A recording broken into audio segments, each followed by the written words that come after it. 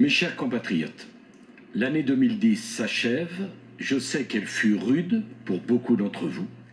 L'année 2011 s'achève. Elle aura connu bien des bouleversements.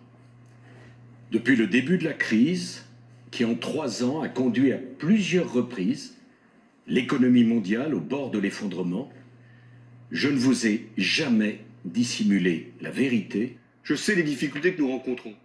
Je les mesure chaque jour. Et je pense ce soir aux familles qui s'inquiètent pour l'avenir de leurs enfants, face au chômage, et parfois même face à l'exclusion. 2015 fut une année de souffrance et de résistance. Alors, faisons de 2016 une année de vaillance et d'espérance. Ce soir, c'est la dernière fois que je vous présente mes vœux comme président de la République. C'est pour moi un moment d'émotion et de gravité.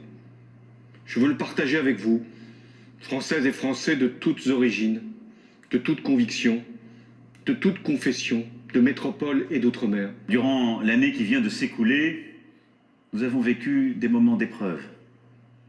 La mort de nos soldats dans la lutte contre le terrorisme, l'assassinat de nos policiers à la préfecture de police de Paris, les violences qui ont bousculé la vie de notre pays.